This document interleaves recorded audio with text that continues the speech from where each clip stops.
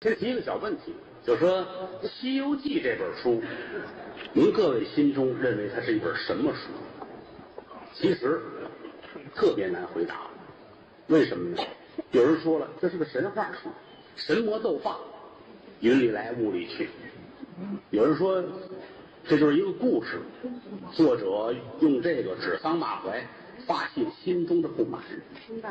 有人说这就是儿童读物，唐僧带着个猪带着个猴旅行去，弄俩宠物。仁者见仁，智者见智，说法不一样。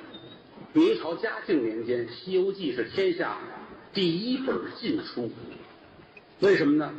当时谁要买本《西游记》，全家人都得逮起来，那算禁书。因为《西游记》这书里边呢，尊佛易道，沾佛沾和尚捧到天上去，有老道准得打死。嘉靖皇帝最信老道，认为这个书是骂自己，所以明嘉靖年间看《西游记》得逮起来。天下的事就是如此，一句话两句话讲不清楚。最好说就是《西游记》，最难说也是《西游记》。为什么？您都电视剧都拍烂了，哪一版的您都看过，电影也有不少。所以说，在这个里边要说出花来，那得多大能力啊！所以必须要挖坑，一个坑接着一个坑挖。我是管挖不管埋啊。那么说主人公不能变，主人公变那是开玩笑的。唐僧，《西游记》的灵魂人物，唐三藏，玄奘法师。原文中介绍了一句话，说他是如来佛的二弟子，法名叫金蝉子。这是人家原文上写的，不是我杜撰的。打西天被贬下凡尘，死了9回，第10回转世投胎为唐僧，才去西天取经。为什么要死9回？佛家最大的数就是9，天底下没有比9更大的数啊！死9回应这数上，第10回转为唐僧，西天取经。但是好多事情啊就很难讲。我老说《西游记》反映是社会关系学，因为在取经路上，唐三藏是一点用都没有，肩不能担，手不能提，又不认识道。可是这么大的一个事儿，他得负责，这说明社会关系学。为什么？他是如来佛的徒弟，好事不能落到外人手里。你看，透过现象看本质啊！谁能耐大？孙悟空能耐大呀！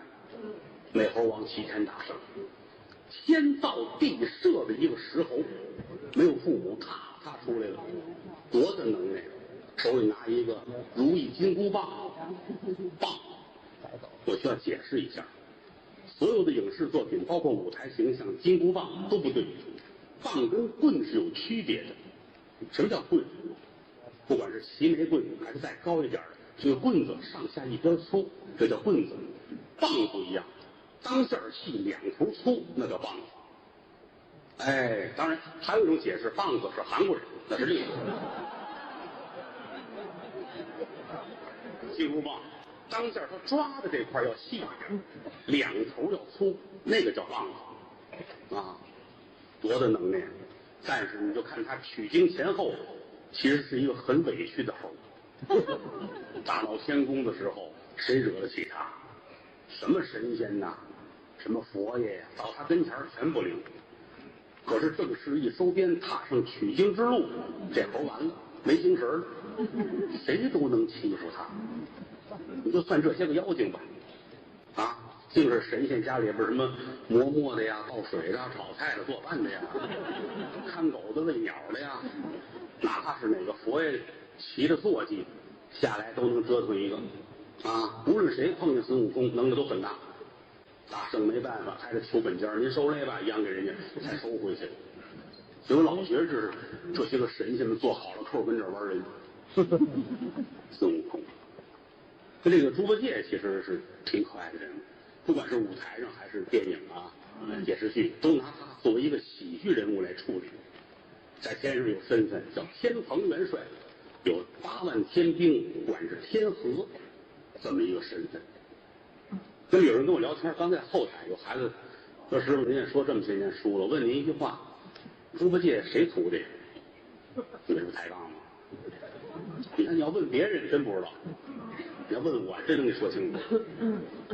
猪八戒好多的时候跟人聊天啊，你回去看原文呢，他提到过，说是原先是一个凡夫俗子，碰见师傅了，给他一粒九转大还丹，吃完之后成了神仙，那么就好办。《西游记》里边能有九转大还丹的就是2个人，一个是太上老君，从头到尾他见太上老君无计其数，他可没叫过师傅，那说明太上老君不是他师傅，那就是另一位东华帝君。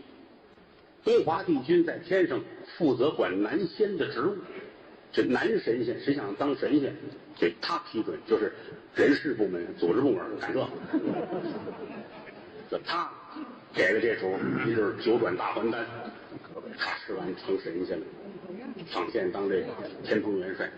当然往深里挖，这猪八戒前世是后羿的徒弟，叫庞蒙。这俩字写出来啊，挺奇怪。好多书上，包括好多人管这俩字念冯蒙，这是错的。这个字确实很像冯，但底下短一横，搁在姓里边，他念庞蒙，拜着后羿为师。上午的时候，天上有10个太阳，后羿为民除害，天天站在山边这儿，拿着剑，啪啪啪射会儿刀开始，往上射，箭都电上，还跟着练。后来山下农民找来了。农民带着草帽都是剑，上来了。这位壮士，我们要谈一谈了。村里有一半人死你手里了，这我瞎编。就为这射这日头，为民除害。后来呢，后羿在西王母那儿得了一粒长生不死的药，拿回家交给媳妇嫦娥，你拿着吧。有一天后羿不在家，这庞蒙上家来找嫦娥要这个药，嫦娥一害怕，自己吃完了，飞上去了。住在广寒宫。李商隐有2句诗，说嫦娥应悔偷灵药，夜海青天夜夜心，说的是这个事儿。后来呢，后羿也死了，庞蒙也死了。再后来庞蒙转世投胎，一辈儿一辈儿一直做到天蓬元帅。为什么他酒醉之后要调戏嫦娥？你想，天庭上美女无数，为什么他只想调戏嫦娥？他前世有个记忆，那是他师娘。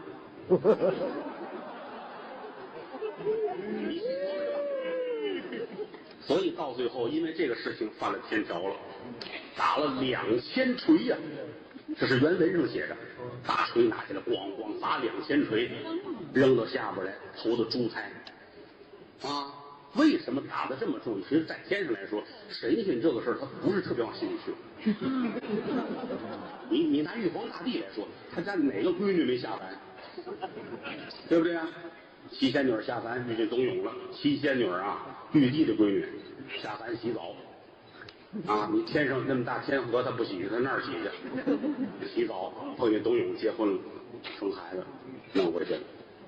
张四姐儿，玉帝的4闺女张四姐儿，瞧见南天门的守将左天童，喜欢他。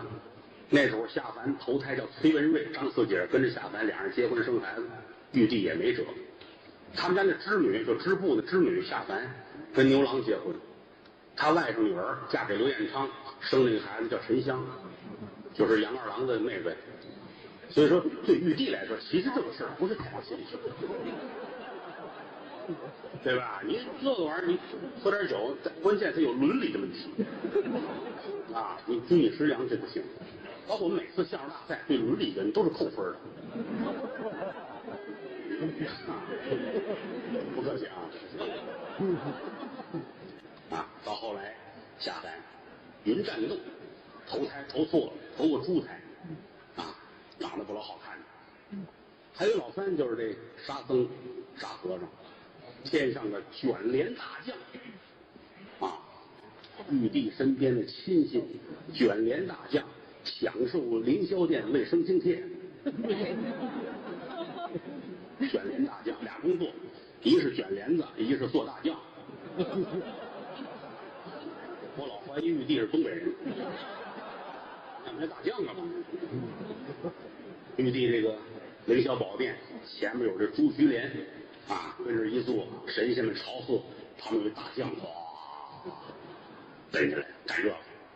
要不玉帝坐那车，那轮舆有帘子，也是他负责卷这帘子啊。包括玉帝睡觉那床那帘子也是他那灯啊。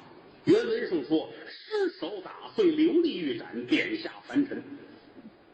按正常理解，一个琉璃盏一杯子踏碎了，打下凡尘。每7天万箭穿心，每隔7天好些个宝剑打这起来，插了去，多难受！摔碎一个琉璃盏至于吗？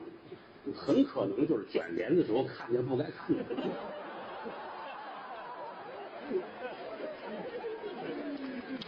你们不要这么窝窝说啊！咱们这是搞学术，你知道吗？啊，后来其实你要再着重分析琉璃盏也有道理。好多地儿，包括影视作品，都说琉璃盏就是喝酒的杯子是琉璃的啊，打碎了。那打碎一个杯子也不至于说就财迷成那样，赶下凡尘，大酱也不吃了。帘子自个儿蹬啊，万箭穿心，你死去吧，不至于啊。这个盏有来历，开天辟地的时候，红军老祖做了3个琉璃盏，照亮天下万物，启迪人的智慧，给了自己3个徒弟，太上老君、元始天尊、通天教主，一个徒弟一个盏。太上老君是因为常年在玉帝这儿待着，啊，后来说我就给您吧，就搁在玉帝龙书案上，啊，送给玉帝是这个琉璃盏。赶上蟠桃盛会，神仙都来了，联合大闹，挺开心啊，唱歌跳舞什么的。这可能是卷帘大将一挥手没留神掉地下，把这个打碎了，所以罪过太大啊，这才贬下凡尘，在流沙河等着取经人。就这么几个主人公，剩下的都是阶段性出现的啊。故事其实大伙都了解，这个书难说就在这儿了。为什么呢？人人都知道啊。说让你们跟着我走，还是我跟着你们走，这是个技术问题。这个唐三藏处理了大水长安城，赶奔西天，那很开心。对皇上说：“您回去吧，我上西天了。”啊，李世民眼泪都下来了，回不来了啊！亲眼看着你上，一路走，走走停停，来在五行山，也叫两界山，这儿救着孙悟空了。这都知道啊，有个猎户叫刘伯钦，说我们这儿有一山是王莽篡汉那一年从天上掉下来的，压住了一个石猴。您看看，就是他啊！一瞧山脚这压着，露一脑袋，一个石猴。唐僧眼泪都下来了。小时候我就对你讲，后边不会唱，大概是这么个意思。简单结束，也不用多说了，把山上的东西接下去，咔，五行山炸了，收着孙悟空，往前走，到了鹰愁涧收御马。鹰愁涧呢，什么意思？就这水啊太清了，天上过的鸟雀，过的鹰啊，低头一看，水面上映出自己的影子来，以为是同类的，往下一扎，淹死的。就这些个傻鸟啊！我走街看那么些人，我也没撞过谁啊，所以起名叫鹰愁涧。鹰愁涧这儿，西海龙王傲润的儿子龙太子在这儿被困，为什么呢？这个龙太子啊，也是年轻任性，对他爸爸犟嘴，叛逆期。一生气呢，这孩子干了件事儿，殿上挂着一颗夜明珠，他放火给烧了。他爸爸很生气，西海龙王傲润上天庭告御状，找玉帝说：“我这儿子我不要了，我送他忤逆。忤逆不孝，不管是明朝还是清朝律法里边，忤逆都是大罪过啊。清律写过吗？大清律说裂胸一眼，杖打80。亲哥俩在一块儿，哥哥说句话，弟弟不爱听，一回头白了自己哥哥一眼。民间管这裂了眼，就是不爱看，裂了眼。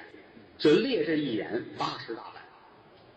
为什么长兄如父，列兄一演长大80？何况父亲送忤逆呢？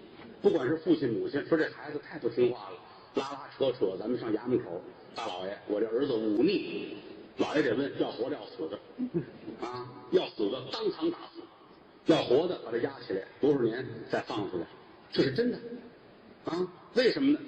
这个中国人讲究孝悌忠信，礼义廉耻，忠孝是最要紧的事情。倒退几十年，我们有位相声前辈，家里有儿子不听话，老头真生气了，拿茶壶把自个儿开了，领着儿子上公安局，他打了我，忤逆不孝，我送他忤逆，结果就判了几年少年管教，啊，这都真事儿。所以说中国人骨子里的对这个是很看重的。西海龙王奥运上天庭找玉帝送儿子忤逆，当时天兵天将来了，把这小白龙就拿走了，吊在空中打了500鞭子，选日子挂龙台上要杀他，让观音大师傅给他救了，留在应酬涧等取经的师傅。这儿来了啊，碰见唐僧，变匹马啊，驮着唐僧往西天去。西海龙王奥运心里很高兴，儿子这是镀金呐。那日后还了得呀！确实是，到后来取经成功了，这小白龙摇身一变是8部天龙啊，很厉害。还有这个到了高老庄了啊，收猪八戒啊来了，挂了来一猪跪在这儿了，你是我师傅。唐僧吓一跳，你谁呀？啊，叫什么名字？报诉你的全名啊，这猪刚烈。唐僧眼泪都下来了。谁这么狠啊？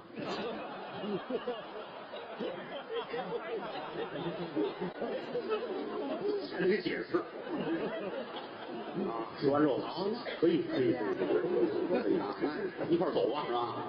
一直往前走，到流沙河，一到流沙河这儿，碰见这沙僧了，好，特别凶啊，红胡子、红眉毛的，啊，头发都打了卷，胸前带着9个骷髅。人脑袋骷髅拿绳子穿好了，跟这儿盘着倍儿亮，啊！唐僧吓一跳，是流沙河顽主啊，在这儿。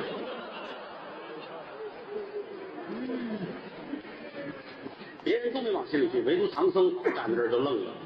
为什么呢？这9个骷髅是谁呀？是唐僧。前文书咱们说了，金蝉子下界死了9回，这9个脑袋是他那前9辈子。啊，他有这佛缘，落生之后还是一心向善，要去西天取经。走到流沙河这儿，碰见这位了啊，也没吃饭，来，就给吃了。吃完之后，人脑袋扔到水里边，比鹅毛还轻，漂在水面不沉，佛性太大，他就给捞起来了，跟这盘着玩儿，就这么弄着挺开心。过些天又来一个，还是他。啊！我一定要取经，我会成功的。走到这儿，瞧见你好，来过来。吃了，吃完脑子一扔，又不下去，又飘出来，有俩了，跟手里盘。啊，反正连着吧，他这9辈儿，最后凑了9个脑袋，拿绳子弄好了，搁脖上挂着，很开心，每天坐着盘着这个。啊，这才第10回才碰见唐僧。有人说这不合理，哪有这么缺心眼的？其实佛爷给设计的路线就是啊，这个打长安出来，五行山、应酬涧、高老庄、流沙河，唐僧不认道，打长安出来就奔流沙河，每回都一样，出门就上当，当都一样，死了9辈子，第10辈子。这才到啊，带着孙悟空，带着猪八戒骑着马，一到这儿岸边又看见这怪物，唐僧下来了，你好，很眼熟啊，肚子饿不饿啊？这儿一说一介绍，这才知道，跪在地上拜师，爷儿几个算凑齐了，西天取经，唐三藏坐在马上，这回行了啊，这个沙和尚挑着挑，沙和尚也不易，为什么呢？在天上卷帘子做大将，其实干的就是物业。他叫大将好听，但实际上你想那个活谁都能来呀，是吧？好容易下凡了，取经还是个苦力，打妖精也不用得闲得笨，天天挑个箱子也不是箱里装的是什么，也用不上啊。走吧，爷儿几个齐了，唐三藏坐在白马上，徒儿们go啊！我觉得他应该会个一句半句是吧？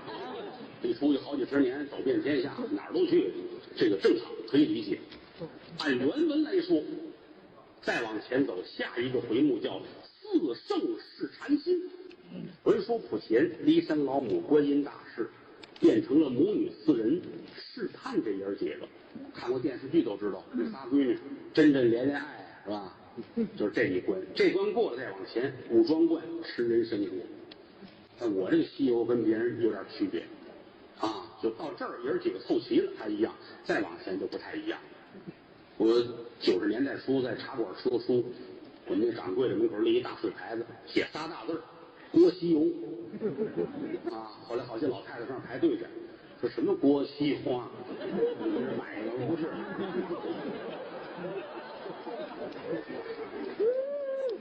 你说书那姓郭的说《西游记》啊，老太太们才走。生疏熟悉听不腻的曲艺啊，说书就得这样，似曾相识。有的地儿您明白，有的地儿您不明白，不明白怎么办？问我，我也不明白。这样下回你还是来啊，就能听一辈子。那么说，咱们这个故事从哪儿开始呢？得从天上开始。啊，万事啊，它有一头。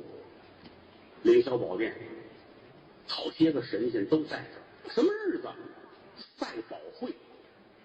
您常看神魔小说的知道，凌霄宝殿上经常是这种事儿啊，通明大会，叫上蟠桃会，反正找个茬就聚会聚会。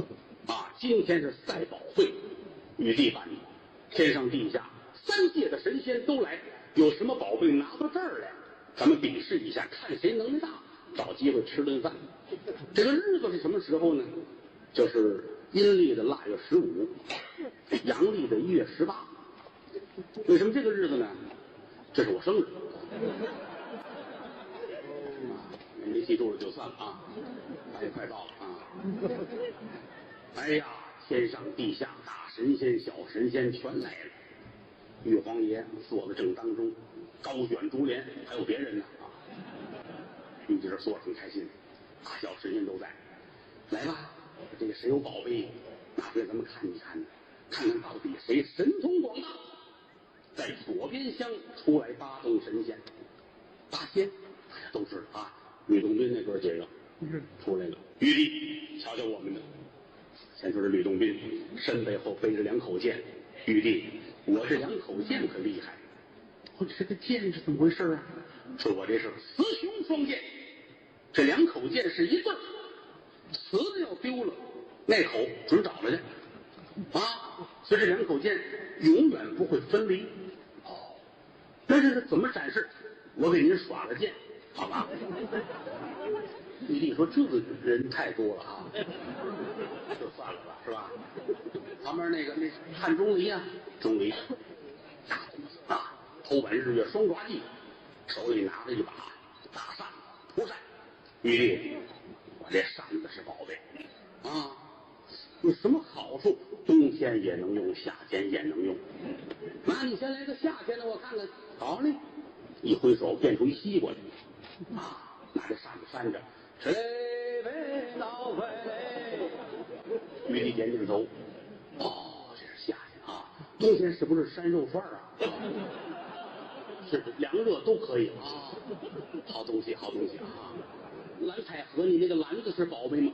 玉帝，我这个篮子能装天地，天地万物都能装我篮子里边啊！而且这个东西妙法无穷，有什么妙法？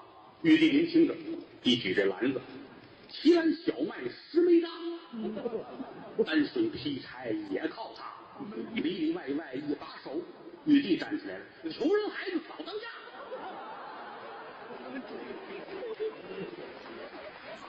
好东西。张国老，你拿个什么？玉帝，您尝尝我这个驴肉火烧。狠了，驴子，这驴子外面骂街呢。嘞啊！铁拐李，你什么宝贝？玉帝，我这宝贝是我这拐。哦，这个拐有什么好处？我跟您这么说，玉帝，扔了拐，我健步如飞，主生不缺。玉帝点点头，好神奇哟、这是不是浪吹的呀？你这好厉害，好厉害啊！哎，曹国舅说，玉帝，我这阴阳板厉害，你看这是大板，这是小板，他一定大，搞文艺宣传的神仙。何仙姑呢？何仙姑拿了一枝荷叶，别看掐开了，一年四季永远翠绿。仙姑啊，这个荷叶是什么宝贝？玉帝，熬完了粥之后，把这粥端下来搁在地上，把荷叶扣上，等凉了，这个粥是碧绿色的。玉帝点头，得搁糖吧？荷叶粥，哎呀，大仙真了不起！神仙都鼓掌，很厉害啊！谢谢各位神仙。一旁边来了一位，哪儿的？刚才咱们还提到他了，武庄观镇元子，也叫镇元大仙呢。乐了，玉帝，我没有什么法宝，我给您带了几个人参果来，这就算好宝贝。10000年出30个，有10个献给我佛如来。啊，不错的哥几个又分点，就剩10个，我留5个，给您这5个。玉帝摆在桌子上，5个人参果啊，好东西啊！镇元子一回头，来把那几车给大伙儿都分下。玉帝说：“你回来，嘿，10000年出30个，给佛爷点儿，给我这几个你留几个，他们那好几车是怎么回事？”玉帝，您说您这跟他们不一样，他们那是转基因的。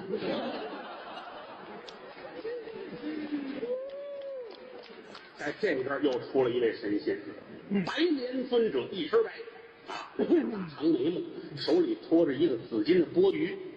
玉帝，您看看我这个宝贝，你拿的是什么？紫金钵盂有什么用处？能装100万雄兵及菜饭汤。那么装过100万雄兵吗？没有。坐下吃吧，上菜。哎呀，太好了！我这5个人参果，1、2、3、4、5，我给王母2个，我吃3个。不行，我得给他仨，我2个。正说着呢啊，这边站起一位北天玄武大帝。玉帝，我也没什么了不起的，您瞧我这小玩意儿了吗？拿出一个小旗子，3角的，纯黑。我这宝贝叫造旗，有什么用处？旗子打开，遮天蔽日，是吗？是吧？就这一晃这旗子，连凌霄殿全都黑了。哎呦，真是好宝贝！玉帝很开心，好东西，大帝快收了神通。就这一晃，旗子又回来了。玉帝乐了，哈哈，真好！我那人参果呢？谁拿了？换了5个撇来跟这儿。凌霄殿什么神仙都有，知道吗？这儿要生气啊！火塔天王过来了，陛下，你看看我这个宝贝啊，通灵宝塔1是3层，哦，13层，有说法吗？玉帝，玲珑塔来，这，谁听西格大鼓啊？你这个塔降妖捉怪，常年拖着，哦，有什么好处？累呀。肩周炎都犯了，累就可了不得哦。还有哪位神仙更加爱卿有宝贝呈上来，咱们一同观瞻啊？有打那个旮旯过来一位啊，头发胡子全是红的，脸也是红扑扑的。小神参见陛下。哦，神仙态度我认不过来。爱卿你是水源下界瀚海龙王，这个龙王4大龙王，东西南北4海，再往下呢，江河湖溪包括小河沟，分别都有龙王。最小的是景龙王，西游记》原文有这个啊，这个龙王就负责这井里边这点水，也有一个龙王，啊，也是按照这个身份呐，一级一级的往上熬啊。你是瀚海龙王，在哪儿呢？就是中东阿拉伯地区。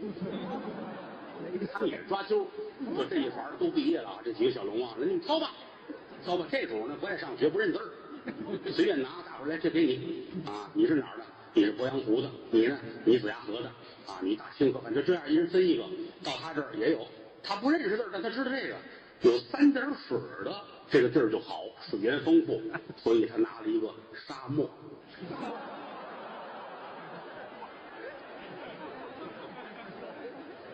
别人那个未必有这么多3点水，你看仨字5个字未必有一个了不起了，他这俩字都在3点水，沙漠啊，中东阿拉伯地区800里瀚海啊，到这儿上任哭的都不行了啊，哪儿待呀？地上刨一坑，支把阳伞，天天做坑里。瀚海龙王啊，玉帝眼泪都快下来了，太感人了啊！还习惯在回水里够呛了。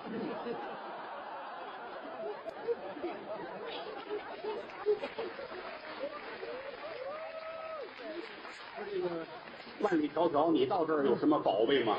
是我跟他们比不了，他们都是水晶宫啊。这个我只能是挖沙子，能待会儿凉快凉快。挖沙子挖出一宝贝来，啊，挖出一灯来。就挺大一灯长嘴儿，我也不知道干嘛用的。我本来想喝水用，一摸这盖儿，打里边出一神仙，好大个的一个神怪，他挺厉害啊，才能满足要求。你说试试吧？哎，瀚海龙王跟这儿一摸他这盖儿，打里边一股子蓝烟，出了一个大蓝妖精，大胖子，老么大个的啊，站在这湖上，看见玉帝。玉帝高兴了，好啊，你很厉害啊，能满足人的愿望。你给我变一套房子出来。这蓝妖精眼泪都下来了。玉帝，我要有房，还他妈住灯里。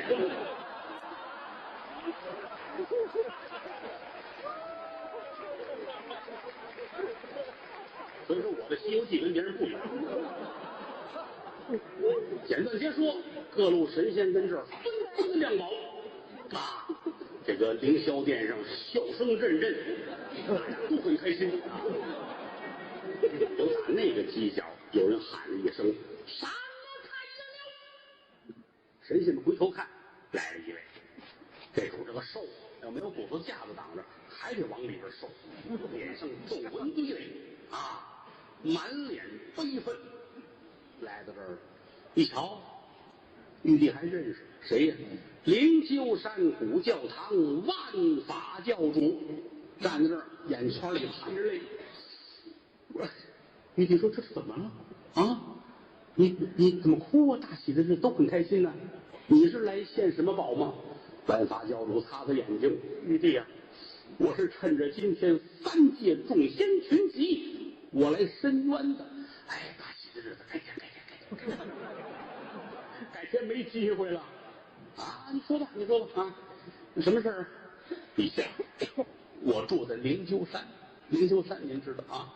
想当年世尊如来得道之前，他雪山修行，看上我的灵鹫山了，跟我说要戒1年。我一想，1年就戒他吧，不放心，让他给我写了个条，戒1年为期。没想到1年到期，我找他要去，打开这纸条，上面写的是10，我都不知道什么时候加了一数啊。可是10就10吧，10年后我去了，上面又多了一撇儿，是1000年。您也知道，老百姓等不了1000年，这做神仙的可以。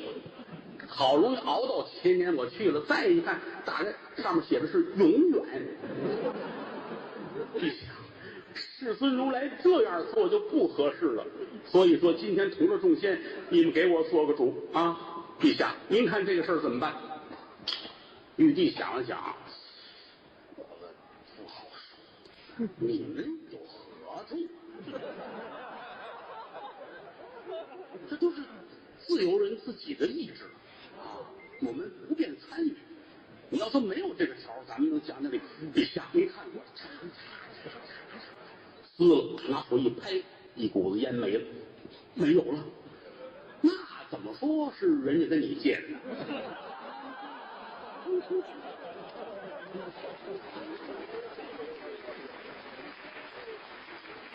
人有脸，树有皮，对不对？你有证据吗？所有的神仙，证据呢？万法教主哭得跟泪人似的。好，我走，转身就走。到门口一回头，凌霄殿歌舞升平，所有人都在为玉帝的智慧鼓掌。花开两朵，各表一枝。这儿怎么吃饭喝酒咱们不管，单说万法教主回到了灵鹫山古教堂，自己坐下之后啊，心都碎了，神仙都没有诚信，这可怎么办？翻来覆去就想着1000年的事儿，想这纸条，自个儿琢磨这是为什么。最后实在不行了，我拼了，我找他去，我要夜闯雷音寺，找师尊如来，我跟他说说这个事儿啊！你给我不给我，你哪怕说一句不给都是个办法，你骗我不行啊你！打这起脚踏祥云，赶奔雷音寺。雷音寺这会儿，我佛如来也讲完了经，大伙都回去休息了。他到了，暗落云头上台阶儿，要奔这大雄宝殿走。有俩宝殿里出了一人，伸手相拦，慢着。这主呢个儿不高，中等身材，小圆脸儿，单眉细眼，长得笑么似的啊！慢着，您要干嘛啊？哎，你是谁呀？您不认识我呀？哎，我可认识您，您是灵鹫山古教堂万法教主啊，是我。你呢？我乃是如来弟子，我叫妙吉祥。如来呀，好多的弟子。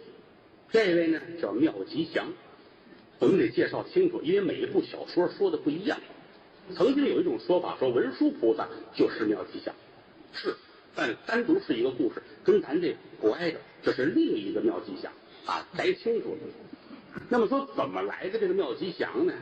我佛如来讲法的时候说过这么句话：天下万物只要一心向善，想来听经的都来。所以说，不管是什么小鸟啊、小动物啊，有的时候讲经的时候，窗户上边啊、什么桌子底下都有，都来听经。如来从来不驱赶。我们说《岳飞传》的时候，这个大鹏金翅鸟就是在如来身后面那大鹏鸟，是如来的舅舅，跟那待着，就瞧见这房顶子上趴着一只蝙蝠，啊，如来都没法子，没事，别往心里去。大鹏鸟不干了，嘡一下子把这蝙蝠给牵死了。蝙蝠一灵不灭，转到东土，就是后来奸臣秦桧的那个媳妇儿王氏。啊，大鹏鸟由于犯了杀生，从这儿下凡要转为岳飞。路过河南象州汤阴县的时候，看见河边有铁背囚笼，率着什么乌龟、王八这些个精跟那儿练兵。他过去给这铁背囚笼嘡来一下子，给人打死了。他转世投胎岳飞，出生3天发大水，就是虾兵蟹将替主报仇，要把他淹死，没死了。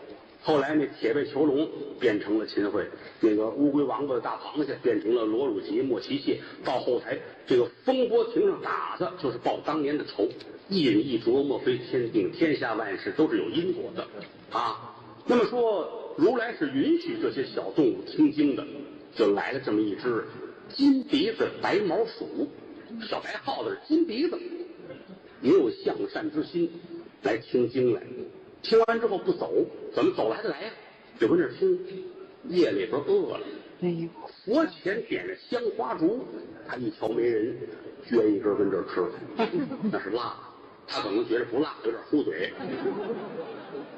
吃辣那玩意儿噎得慌啊！一回头，佛前有一盏灯，佛前灯这么大一海碗，里边立着灯芯，油汪汪，他想喝这油往下顺，但是这灯它吹不灭，佛前灯你一个耗子能吹得灭吗？可是真想喝，就着急的功夫，金蝉子大热锅啊，就是唐僧那前世金蝉子看着，也是一手好心眼儿，吹了一口气，灯灭了，金蝉子走了，小耗子端起来，吨，把它喝了。喝完之后很开心，但是也知道惹祸。喝了一碗灯油，长了500年的道行，逃出了阴司，跑到道上，先是有人看见他了。托塔天王就是咱们说肩周炎那大爷，带着儿子哪吒，看见那金光护体大耗子，就给他拿住了，要杀他。他哭了，跪地求我没杀过，说一心向善，我起誓，如果这一辈子我杀生害命，天雷劈我。3说5说，把哪吒说动了。哪吒喜欢小动物，小孩嘛，让他爸爸给买仓鼠，一直没给买。最后呢，就把小耗子认下来了。托塔天王已经收为干闺女，管哪吒叫哥哥。逃下灵山，逃到哪儿啊？陷空山无底洞。就是后来起个名叫半截观音，也叫地涌夫人。那么回过头来，金蝉子吹灭了佛前灯，如来说你这是动了凡心了，所以把他才贬下灵山，死了9回，第10回变成了唐僧西天取经。天下妖精都想吃唐僧肉，唯独金鼻白毛鼠等唐僧是要结婚。为什么？报你当年对我之恩。所以这个东西它值钱就值在这儿，知道吧？有因有果，这叫把他们说清楚不要紧，唯独这盏灯是个事儿。转过天来，如来坐在这儿，低头一瞧，这灯没有油了，顺着那灯芯儿往下流眼泪。如来知道了，万物都有向善之心，这盏油灯天天听经也想好，但现在好不了了，干了所以他哭了。我父如来心里边慈善，拿手一指，这油灯掉地上，变了一个人，磕头如捣蒜，我要拜您为师如来高兴，好吧，那我收你个徒弟，给你起法名叫妙慧。这主不干，庙会太冷我们那大年初1到初6冷还不挣钱，又给起个名叫妙吉祥，就是今天拦着万法教主的这位妙吉祥伸双手，教主您干嘛？干嘛？我找你师傅，你师傅跟我说了说这个借我这雪山修行说是1年，然后你猜怎么着？我知道1年后你去，我去了，你自个儿改个10年，对不对？后来你加一瓶改1000年，对不对？教主傻了，是我改的吗？你们怎么说了不算，算了不说呀？这是不行，我今天我得听你别拦着我，找你师傅说事。妙吉祥说，师尊已经歇息了，你不能进去你要进，你从我这儿过。哎呀，孩子呀，我跟你师傅是一个身份的呀我跟你打，有失我大人之尊。这样吧，我今天我跟你斗一斗我什么法术都不用，你把我胜了，这事就拉倒。你要胜不了我，我还得进去。那咱怎么斗啊？您是前辈，这样你有什么特点？你有什么能力？妙吉祥说，我是佛前灯一转我有火的印象，火的能力，我要火，知道吗？别的我还不成，您让我来水，我来不了那行嘞。教主也倒霉催了，那我变一捆柴火吧，好吧？变一捆干透了浇上油的柴火，好不好？而且我不动用任何法术，看你能不能烧我。好，变了一捆特别干还有撒着油搁那搁太阳底都能着那种妙吉祥吹口气，一团烈焰扑向柴火，3分钟烧得干干净净。在悬空中，教主还说呢，我还会再回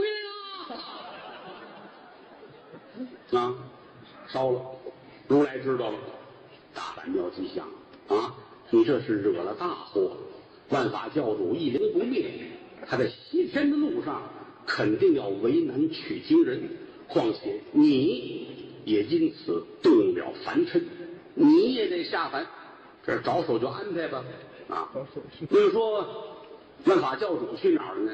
如来说对了，真下了界，那终归是这么些年修行的一位得道的高人就下来了，一灵不灭，满处找我上哪儿去？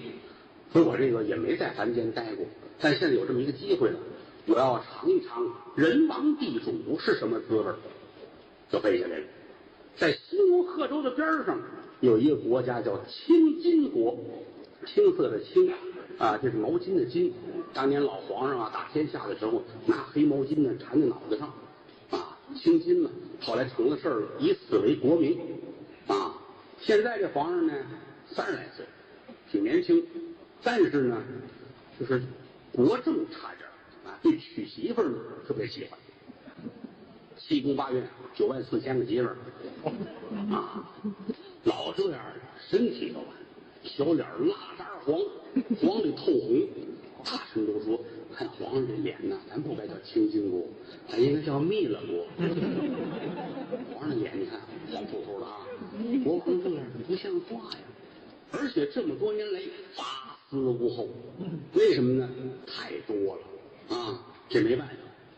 夜市3厅，国王跟皇后坐这儿聊天，皇后挺委屈，说我进宫啊也这么些年了，到现在膝下咱们无儿无女，等日后您宾天之后，万里江山交给谁？国王叹口气，哎，会好的。没力气，一脱袜子就喘，冲水点点头，得歇3天。会好的，你再等一等吧。皇后说：“我怕我等不到那天呢。”两口子跟这聊闲天儿，耳听得桥楼上打罢了3更，就一股子寒风由打外边，这进了寝宫了。这一眨眼的功夫，国王就没了。俩人在坐着聊天呢，皇后正说着话呢，这一回头，咳嗽一声，带着没了。哎，陛下！再一回头，国王站这儿了，国王的精神，袒胸叠肚，太阳穴鼓着，腮帮子鼓着，柿子肉都翻着。皇后吓一跳，这是怎么回事？这是？好，睡觉。万法教主把那真国王拿风刮走了，他变成国王，跟皇后睡觉。这一睡睡了3天。皇后说：“这是真国王。”之前别死下，那回来咱也不能要了。大点心啊，挨宫睡觉，宫里宫外沸腾一片，不开心啊。到后来差点把丞相都睡了。那么说，真国王哪儿真呢？离此370里有一苍岩岭啊！一阵风给国王刮到这儿来，到了这儿差点没死了，那个身子骨谁受得了啊？可是没想到倒好了，刮出来半夜正冷啊，他也不想跟这冻死呀，自己活动着，慢慢活动，小跑，浑身发热啊，渴了喝泉水，饿了吃野果，7天身体特别好。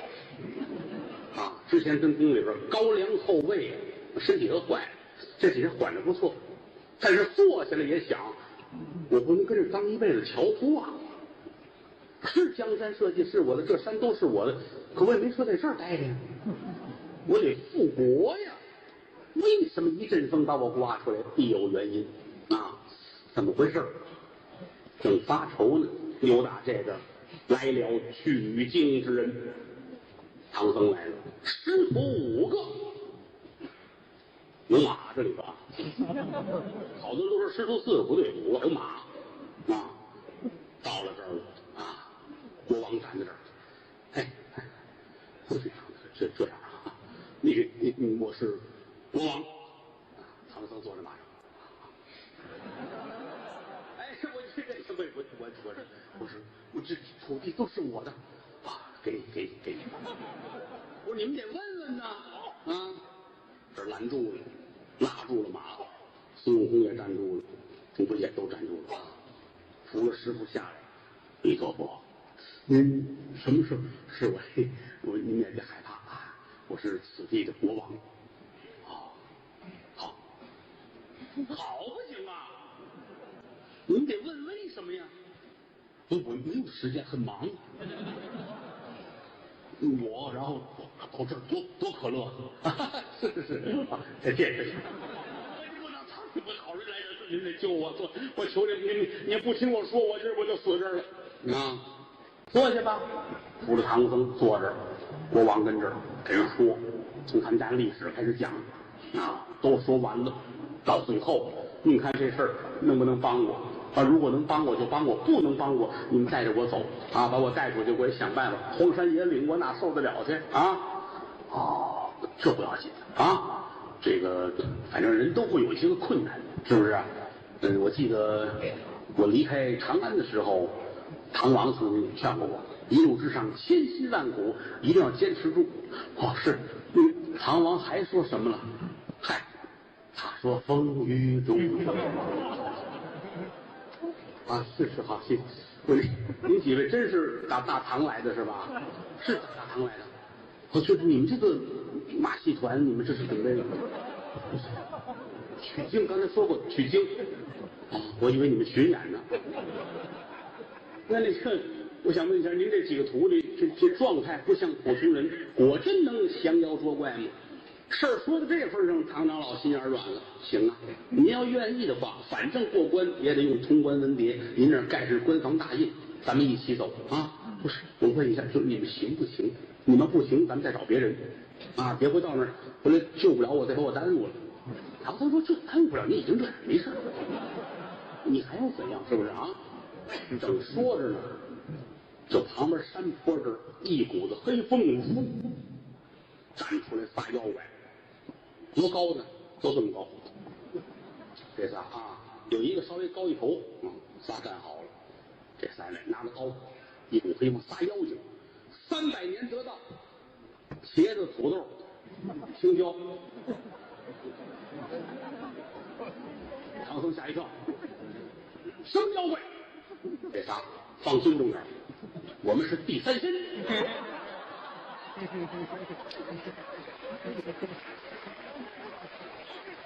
唐僧很开心，悟空为师饿了，素的可以孙大圣一伸手由打耳朵里边掏出如意金棒，惊鸿一晃攥着棒子，拿手攥着棒子这头，仨妖精瞧瞧，那是抹翘粉的吗？攥这棍儿往上一扔，啪，金箍棒变一大铲子，紧跟着半旬空、葱姜蒜、油盐酱醋、水淀粉，仨妖精摸头就跑了得啦，厨子来了妖精它不一样你比如说有的妖精修炼很痛苦，狐狸一修炼得修炼1万年，为什么呢？每1000年它长一根尾巴，连着9000年才长出来这九尾。这九尾最早是自己本色，由本色变白，由白变黑，由黑最后再变成黑白花，一截黑一截白，九尾玄狐那是最厉害。但一般到不了那会儿老天爷拿雷就逼死了。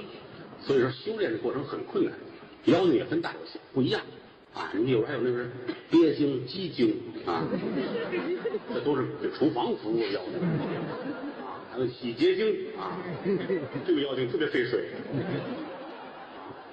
不一样对，你比如说还有个妖精，他得道的过程其实是很有趣味性的你比如想当年吕洞宾在西湖岸边为了度化凡人卖汤圆，来个小孩吃汤圆，一吃热一扭头，这汤圆吐在西湖里边来大王八过来要吃，他知道这是好东西。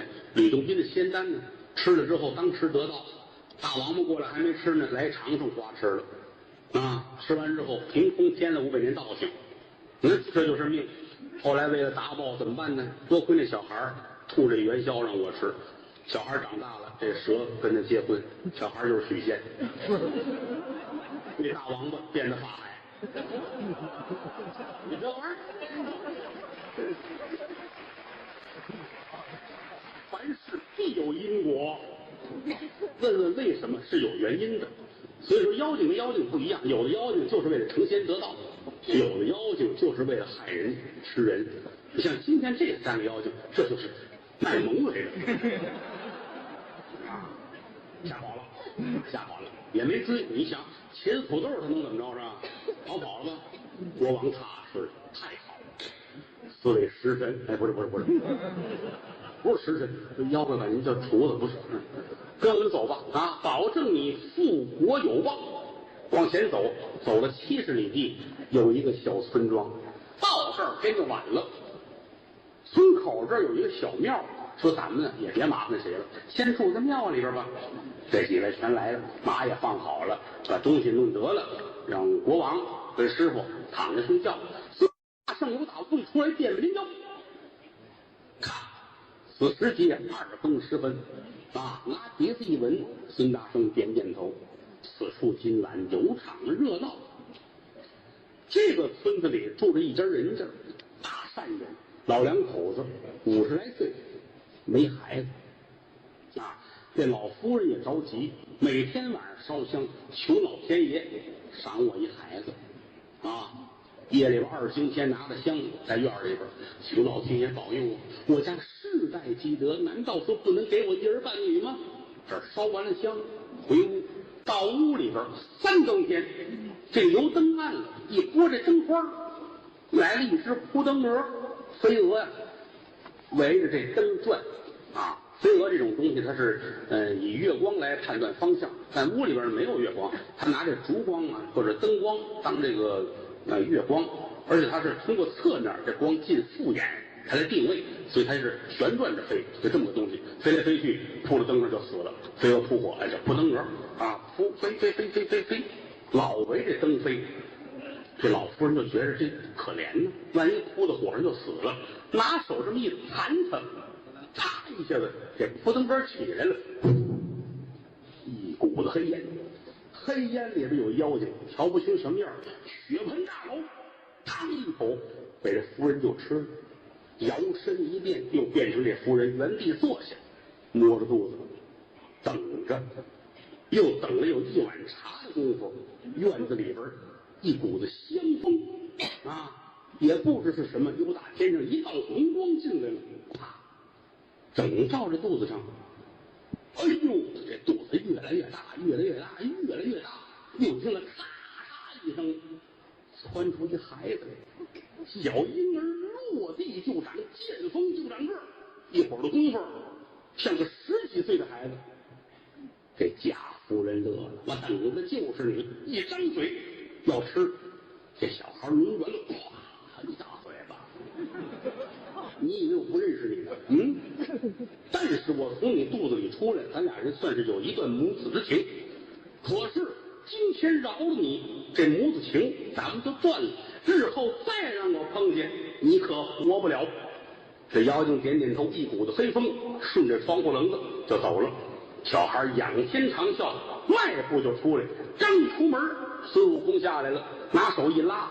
别人不认识你，我可认识你。你是古西天雷音寺我佛如来的徒弟，你叫妙吉祥。